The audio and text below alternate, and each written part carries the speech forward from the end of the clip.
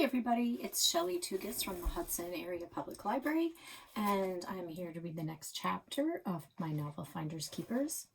When we last left off, Krista and Alex had been trying to search Al Capone's property for money, and they got busted by Sheriff Duncan. So what we're coming up to next is Krista plots to get rid of her parents for a weekend so she can do more digging. So this chapter is called The Holiday and the Scare. This also brings back something from earlier chapters. If you recall, Alex put a snake in the bathtub and the snake disappeared. Okay, so The Holiday and the Scare. Independence Day is the best holiday of all holidays without presents and egg hunts and birthday cakes. And my parents were trying to ruin it. Dad said, "We don't have a lot of money, but we wanted to do something special for the 4th of July. We thought we could spend next weekend in Duluth going through the museums." "We'll get a hotel with a pool," Mom said. "It'll be a treat," Dad said. "There's a museum about the logging industry, and one about the shipping industry. And then there's a museum dedicated to actress Judy Garland. Remember The Wizard of Oz? Well, she was from this area. Oh, wouldn't it be amazing if they had her journals there? I'd love to read her deepest secrets." We needed to act fast, faster than fast. I looked at Amelia, who started tapping on her phone. This was no time to be texting. Mom said, "We'll even have ice cream." Amelia turned her phone toward me. She hadn't been texting. She typed a note. "Tag team, follow me." "That's so cool," Amelia said. But then she sighed all big. Dad asked, "What's the matter, honey?" "Nothing. I'm glad we'll have a family weekend. I'll just tell all my new friends that I can't go." Mom put a plate of pancakes on the table and said, "Go where, honey?" "Well, Travis is having a cookout and everyone's water skiing and tubing and doing fireworks. No big deal, really." Mom said, "Oh, I didn't know you'd been invited to a party." Amelia said, "It's the one thing I've been happy about, since it's like the last holiday we'll ever have at the cabin. But I guess the museum trip will be pleasant." Amelia never used the word pleasant. Pleasant, I agreed. "Alex wants to have a cookout and a bonfire, but maybe we'll get invited next year. Maybe." Dad's shoulders started to droop. "Well, the city of Duluth has wonderful fireworks. People come from all over to see them." "Yay," I said. "Fireworks are definitely most fun when you're with thousands of people in a parking lot.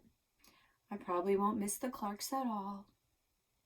I buttered my pancake and poured syrup until Mom grabbed the bottle and said, "That's enough."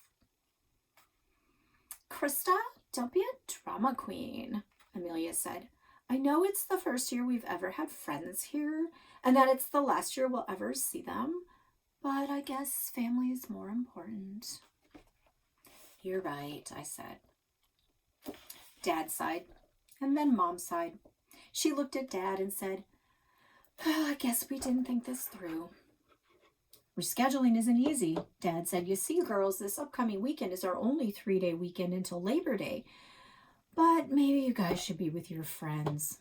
I guess we can see the museums another time." "I have an idea," Amelia said.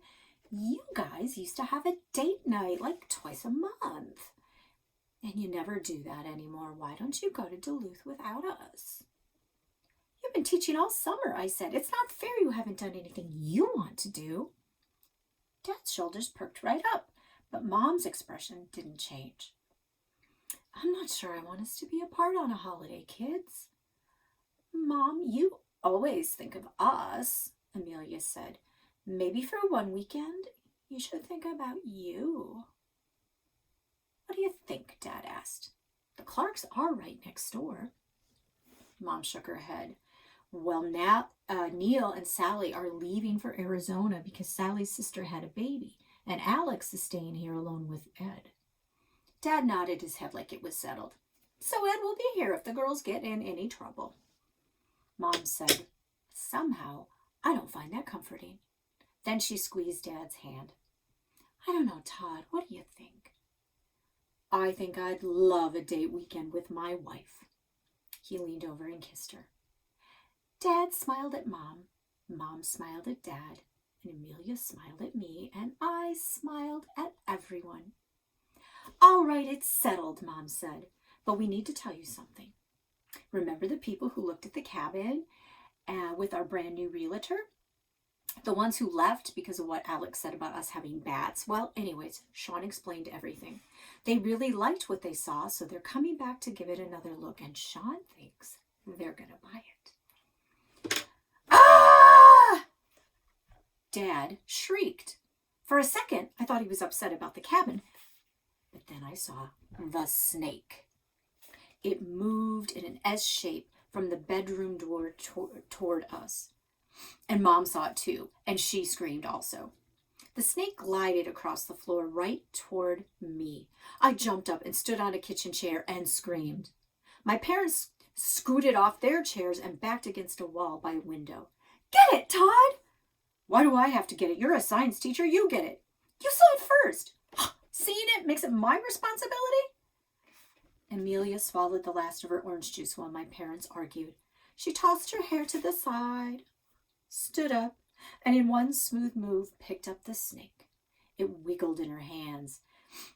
She grinned and lunged it toward me.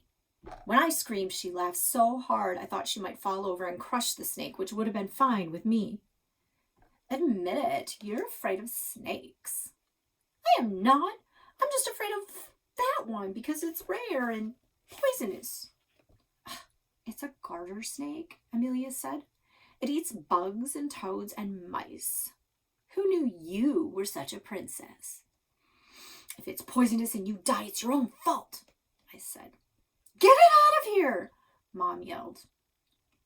My heartbeat slowed as I watched Amelia push open the screen door with her hip and take the snake outside. I jumped off the chair and looked out the window. Amelia walked to the edge of the lawn and gently placed the snake on the ground, and she watched it disappear into the brush. My parents sat down and talked about how the snake could have possibly found its way into the cabin. They knew I wouldn't touch a snake, and they didn't seem to be considering Alex as a suspect. I tuned out their words because, actually, I was stunned. Amelia, my sister, made a guest appearance. She snatched that snake like it was an adorable puppy. Maybe my sister, my real sister, was still under the shiny hair and lip gloss. Then something in their conversation caught my ear. Dad was talking about Judy Garland's and her journals at that museum. How journals would be a study of the times and a peek into her brain. How sad it was that journals are now typed into computers instead of handwritten, losing, as he said, the personality revealed in the style of the penmanship. Dad said history teachers stuff like that all the time, but this clanged in my ears. Notebooks, handwritten notebooks, a study of the times, a peek into the brain. That notebook Alex found in the basement wasn't just a bunch of recipes and weather reports. It had to be the journal of Mrs. Hilary Clark. Alex and I, we needed that notebook.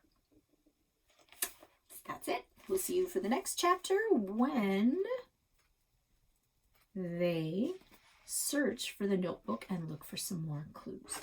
Have a good day, guys.